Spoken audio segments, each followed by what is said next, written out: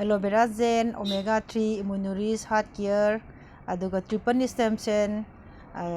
anti pollution थकपदा होजिगी हारिबा अहनजे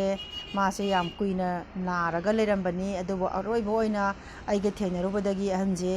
मा खगुलगा चखलकपनी मयाम ngahaktang yengminasi loibabo potabiyo aduga manipurda leiriba akoigi anaba ahansing akoi kewagi supplement je matam khitang chaminaraga punchi sangna nunga yai phana hingba punchi habadu oiminase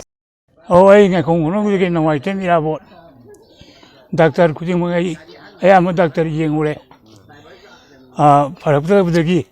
bi makai केना अरुण माना यंबीबदगी आई चलमदब चखले मुझे आई kilometre न खाय बाबू चप ngमले मागी लायंगजिना अरे इबुंगदा हाना नारंबा मयामदो उंतंग हाइबियोने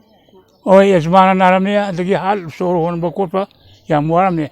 मुझे अदुगी अवाबल तदोंना लेतरे ngonda अदो हाना इबुंगना इनहेलर सिंगमबो थादोपिरा अदो सिलिंडर किलोमीटर थादोपिरा थादोए जी इबुंगी चाहिदी क्या आई सही मुद्रा सुजरे अदो साबगी मतमदी क्या मुख कुइरा अइना मेदामगी दाक चालजी आई थाम खाइ फाजरे अदो हाना इबुंगना अदो कुइना याम नारंबदो थामा खाइ खक साबदा फगलैसिनादी मतम खितंग सांगना चाधरगदि अमन फनीको ओय थाहुम चार फगदरा जे इसान पुंसेंग सेंग फगदरा जे अगी वाकने अदुदे खोगी ओय जेंगमिन जे आइगी तौरसु हाना चटप ngमदबा फमुंगदा लोंगना तादन लेरंबदगी सुमाय तौदना माना यंबीबदगी आयुजी चटप कोप ngमने मसिदा लायंगबसी खरादि मैम यंगनी इसादा काना भाई बोय पुक चाउथोमे अदगी पुक थेन थिनबल लेंबा तरोमे चिप्पा चाकपा बीपी बाबा हाई लेरमने दो नॉर्मल दे लेरे